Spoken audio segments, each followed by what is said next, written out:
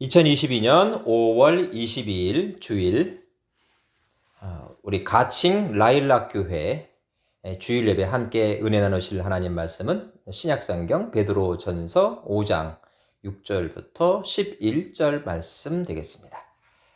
베드로전서 5장 6절부터 11절 우리 같이 합독할까요? 시작!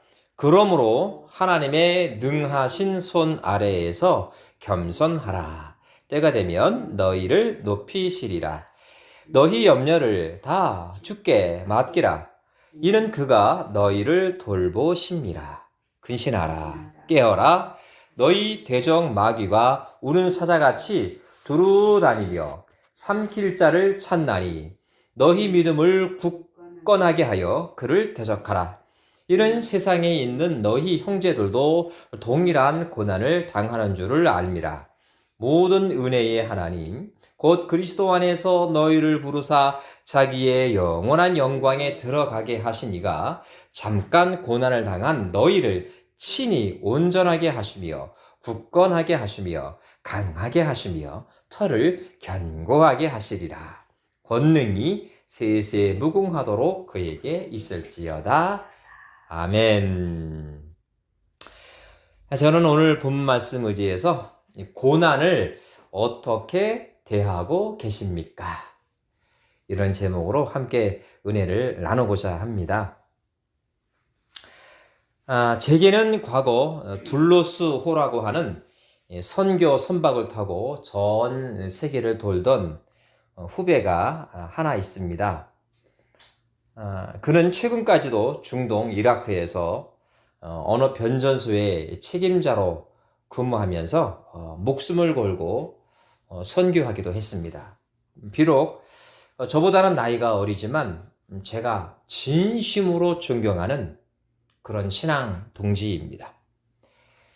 그와 가끔 소식을 주고받으면서 그 바다의 무서움에 대해서 새삼 느낀 적이 있습니다. 사실 여러 번 있습니다. 그가 말하기를 이 거대한 폭풍이 몰아치게 되면 제 아무리 이 거대한 배라고 하더라도 이력 편주에 불과하다고 합니다. 특별히 둘로스호는 태풍이 많이 발생하는 필리핀 근해를 많이 다녔다고 해요. 그러니까 그런 경험이 적지 않겠지요. 그때는 다른 방법이 없답니다. 그저 선창 밑에서 앉아가지고 모여가지고 기도하는 것 외에는 다른 수단이 없다고 해요. 기도하는 거죠. 하나님 도와주십시오. 이렇게 말이죠. 시간이 지나서 다시 잔잔해진 바다를 바라보면 밤새 뭔 일이 있었어? 이렇게 시침을 뚝 떼고 있더랍니다. 바다가 말이죠. 그리고 에메랄드 그 쪽빛 바다가 쫙 펼쳐지면서 하나님의 그 창조의 솜씨를 찬양했던 그런 기억들을 자주 제게 얘기를 했었습니다. 그런데 말입니다, 여러분. 이런 사실을 알고 있나요? 이 바다가 말이죠. 항상 일정한 염분과 그 숫자를 헤아리기 어려운 풍부한 어족 자원을 유지할 수 있는 비결이 바로 이 태풍에 있다는 그 사실 말이죠. 만일 바다에 거대한 바람이 불어서 깊은 바닷물을 뒤집어 엎지 않으면 결국 바다 생태계가 파괴된다고 합니다. 허리케인, 사이클론, 지역마다 이름이 좀 각기 달리 명칭이 붙여지죠. 그리고 태풍, 이러한 거대한 바람들은 큰 바다의 흐름을 원활하게 해주는 원동력이 되어서 바다의 치명적인 적조 현상을 방지해 준다고 합니다. 결정적으로는요, 이 깊은 바다에 산소를 넣어 주어서 어류의 생존을 돕는다고 합니다. 그러니까 바꾸어 말하면 태풍이 불어가지고 바다를 한번 갈아엎지 않으면 산소가 깊은 바다에 공급될 방법이 없다 이겁니다. 선원들에겐 때때로 고난의 대상인 이 태풍이 거시적으로 보면, 크게 보면 결국 뭡니까? 인류의 생존을 돕고 있는 거죠. 역설입니다. 번개 역시 그러합니다. 옛날 어르신들 제게 늘 얘기했던 게 이건데요. 천둥번개가 우르르 꽝꽝 치게 되면 죄 지은 녀석은 빨리 회개해라 이렇게 말하곤 했던 그런 기억이 있습니다. 그만큼 어떤 대상입니까? 공포의, 두려움의 대상인 거죠. 근데 그런데 말이죠. 이 과학자들에 의하면 이 번개가 식물 생태계에 끼치는 영향이 참으로 크다고 합니다. 이 동물들은 물론 식물들 역시 여러 영양소 가운데 질소가 필수 영양소라고 합니다. 마치 인간에게 뭐가 필요하듯이 말이죠. 산소가 필요하듯이 절대 영양소라고 합니다. 그런데 이 식물들이 평소에는 이를 흡수할 방법이 없다고 합니다. 그런데 그 이유가 뭐냐면 이 질소가 대기 중에 기체 상태로 존재하기 때문이라고 해요. 그러니까 방법이 없죠. 식물들이. 그런데 반갑게도 천둥 번개가 치는 날이 바로 이 식물들이 질소를 공급받는 날이라고 합니다. 순간 치는 속도가 그리고 그 순간 내리꽂는 번개의 온도가요 3만 도에 이른다고 합니다.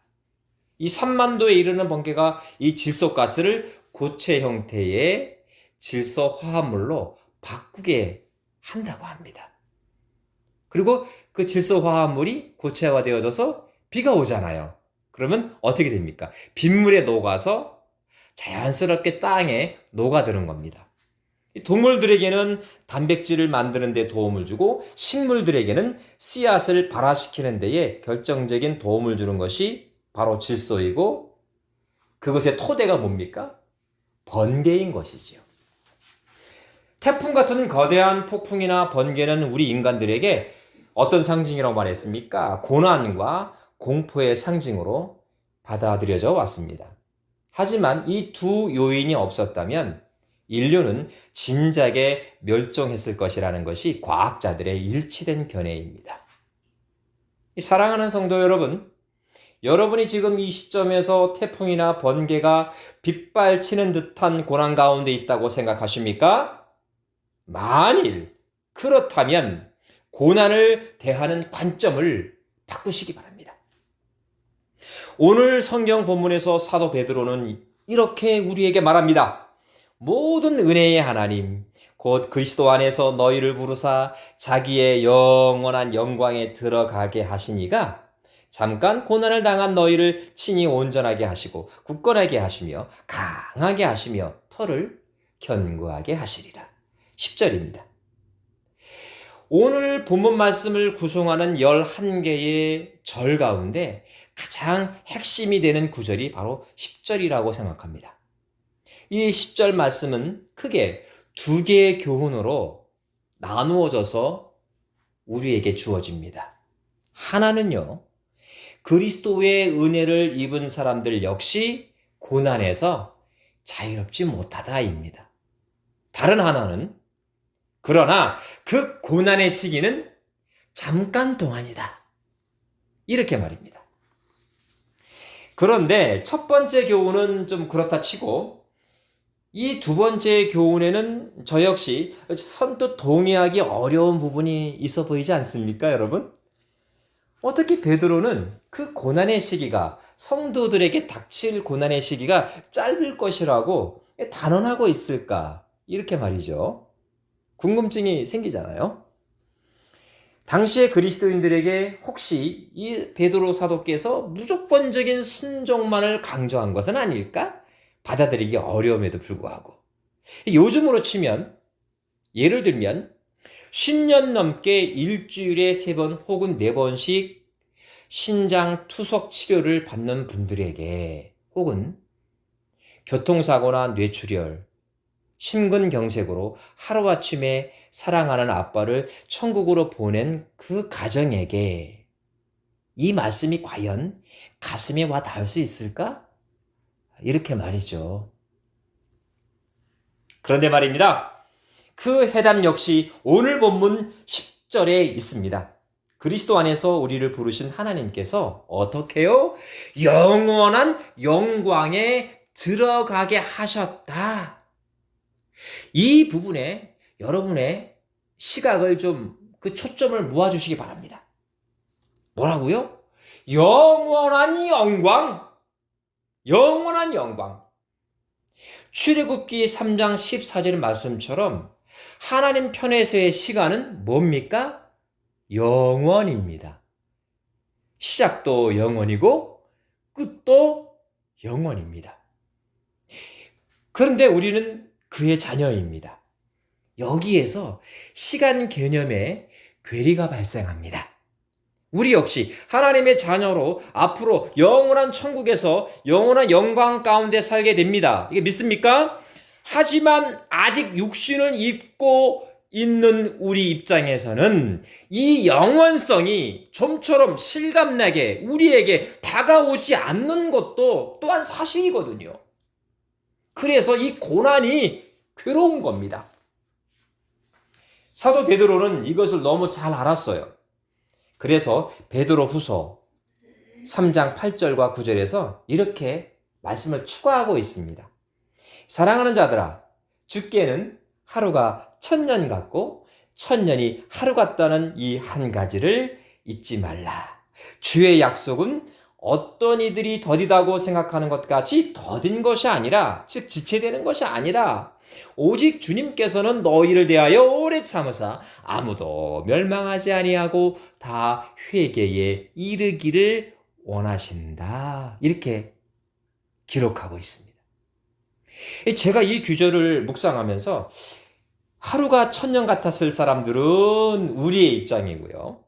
1000년이 하루 같았을 분은 바로 하나님이지 않았을까, 이런 생각이 들었습니다.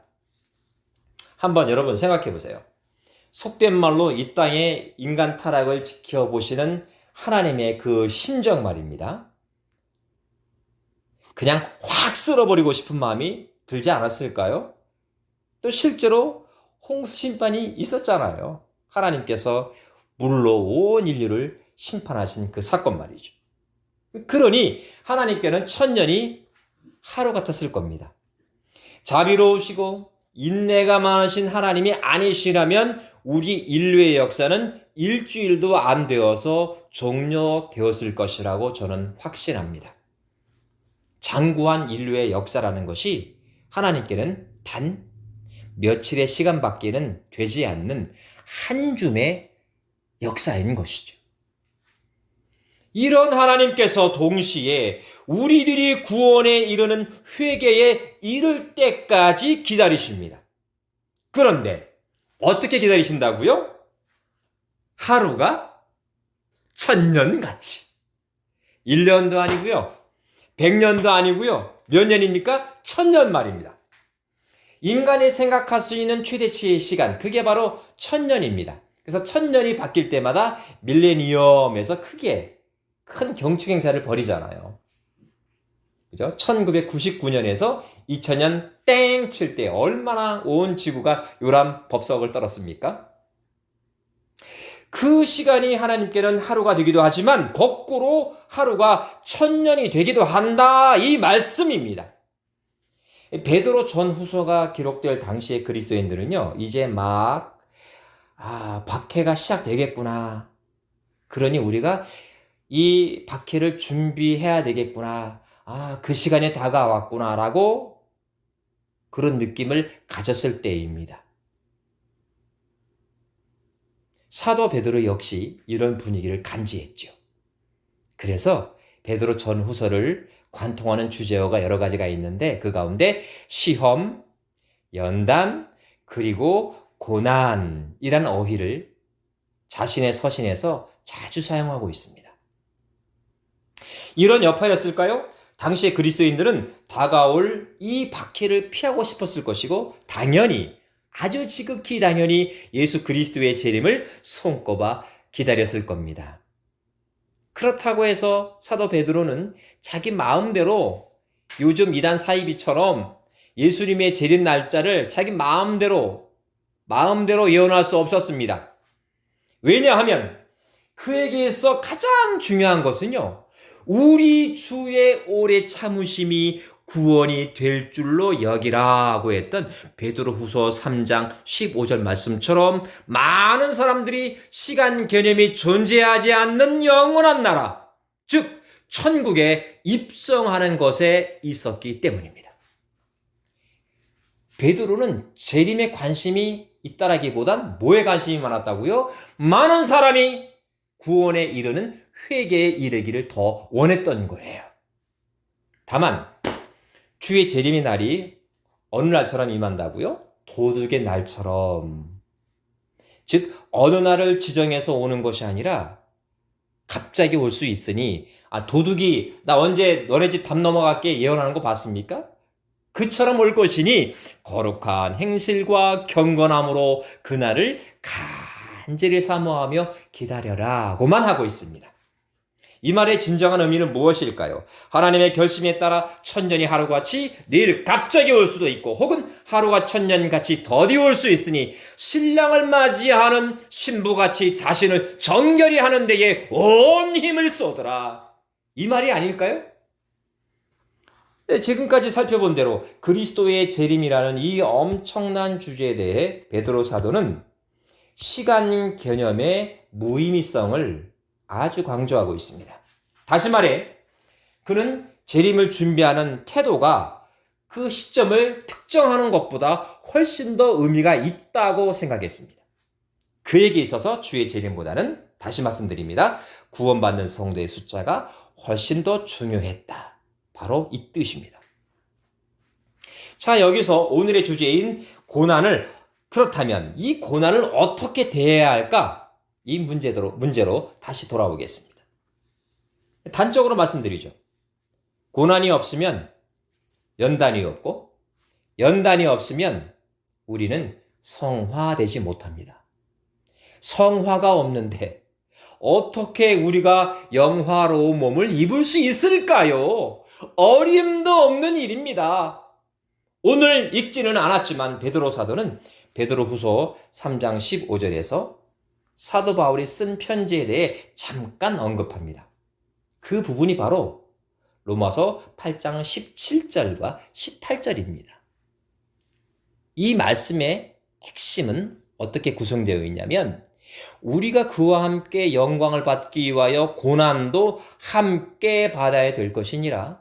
생각건대 현재의 고난은 장차 우리에게 나타날 영광과 좋게 비교할 수 없다입니다.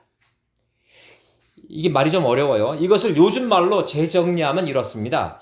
영광을 받기 위해선 고난도 함께 받아야 하며 따라서 현재의 고난은 앞으로 우리가 누릴 영광과 비교 불가능임.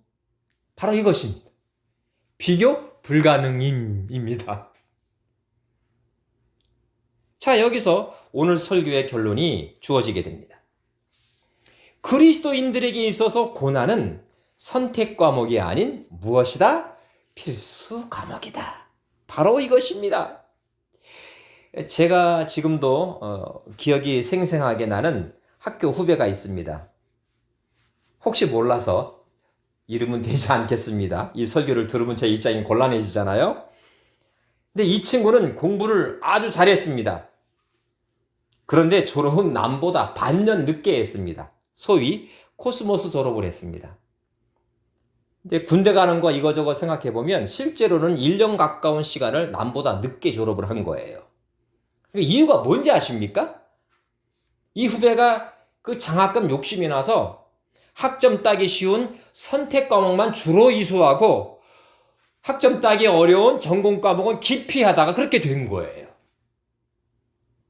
실제적으로는 남보다 빨리 가려다가 결과적으로는 늦게 졸업을 하게 된 것이죠. 하나님은 고난을 담담하게 받아들이는 그리스도인들을 그냥 방치하십니까?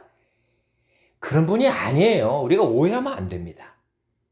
고난과 염려를 피하지 않는 그 사람을 우리 주님께서는 오히려 전적으로 도우십니다. 믿습니까?